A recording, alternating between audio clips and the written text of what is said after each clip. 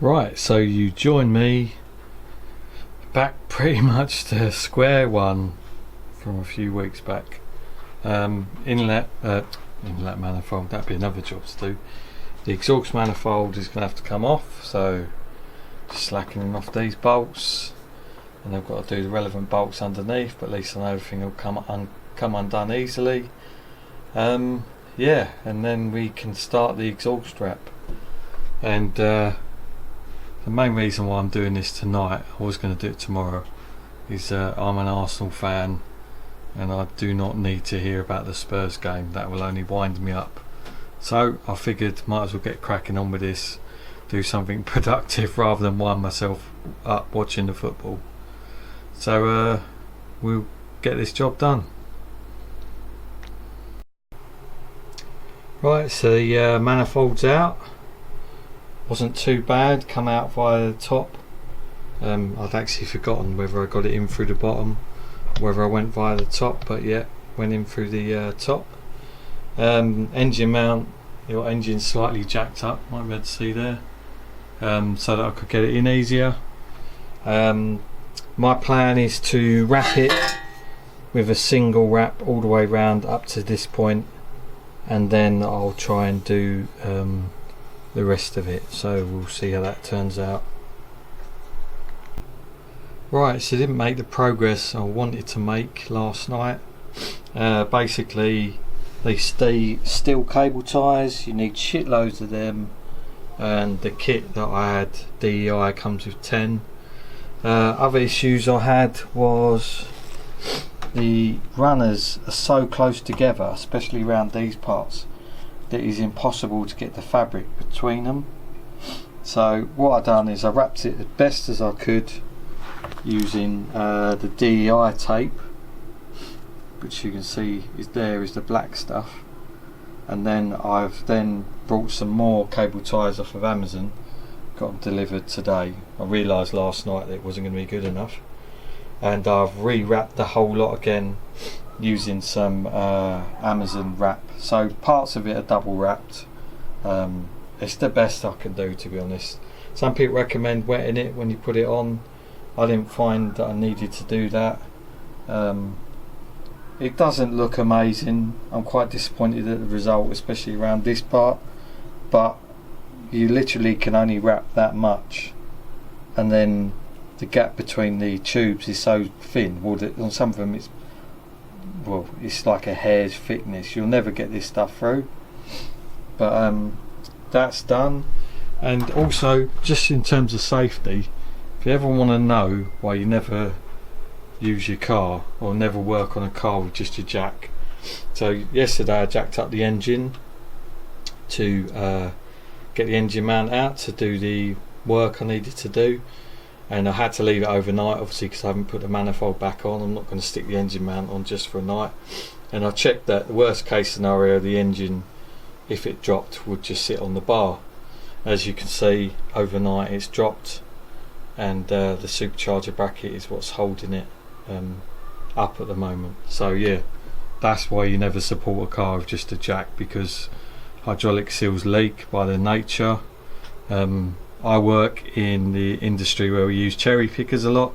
If you ever work in a cherry picker, sometimes, especially if you get an older one, the hydraulics will let by, and you'll be working thinking, hang on a minute, a moment ago I had easy access to this piece of equipment and now I've dropped about a foot, and that's what will happen. The seals will let by. So yeah, that's why you don't use a jack to support the car on its own, because if those seals go, you're going to be in a world of pain. So hopefully now I'm going to jack this engine back up and get this exhaust manifold back in. And I think some of it might be a bit of a pain, because looking at it, I've got the problem of the wrap restricting access to some of the nuts, but we'll see how we get on.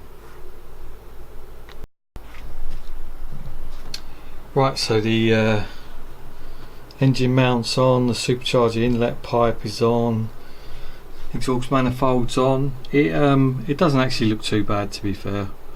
Obviously it's not perfect, but from what you can see from the top of the engine bay, it looks pretty decent.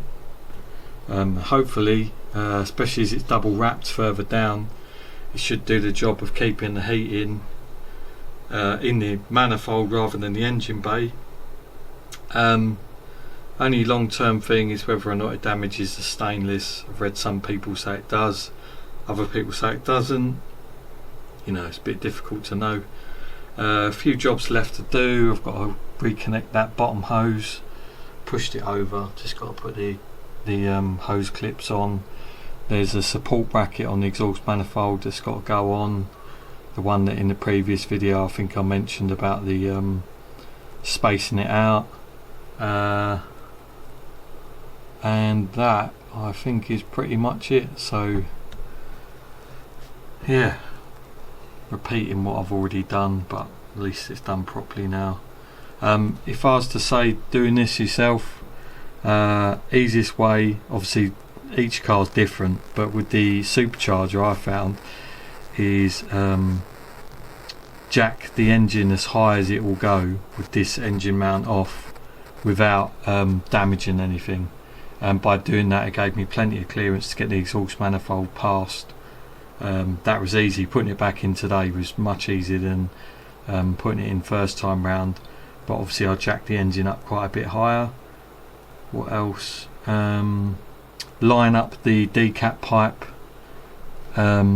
before you do the exhaust manifold bolts. The reason the reason why I say that is because you've got to slide in the fitting into the decap pipe, and obviously if it's out a bit, it makes it a bit of a nightmare to do. And then if you want to put exhaust paste and stuff like that on there, that makes it even more difficult because you've got no room to work with.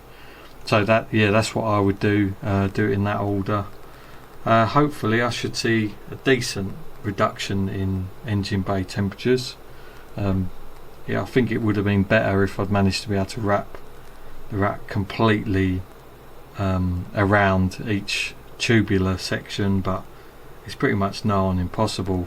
And if you are going to do it, make sure you get plenty of clips, stainless steel cable ties, because what they provide you in the kit, which I think was, like I said, 10, is never going to be enough not to get it tidy, especially on a manifold like this where everything's so tight. If you look at DEI's website, I think they post a video on YouTube of how to install exhaust wrap, and the runners on that exhaust do not touch each other or go anywhere near each other for the whole length. So of course that is easy to wrap, but wrapping a manifold like this where everything is compact is a completely different ball game. But anyway, less of the moaning about that. It's done.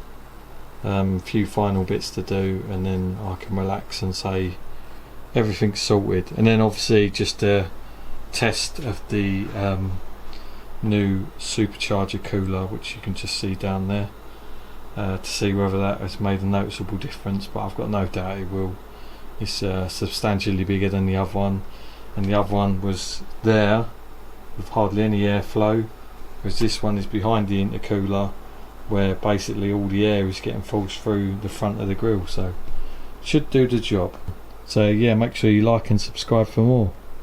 Next video I'm hoping is I've ordered a 90-degree oil filter off of Science of Speed in the States, so that I can have the oil filter pointing downwards, which obviously means less mess when doing oil changes, but also gives me a lot more room with the HKS intercooler pipe work that gets in the way. And it also means that I could fit a sandwich plate and possibly go back to an oil cooler. I'm not 100% sure on that, but it would make it a lot easier.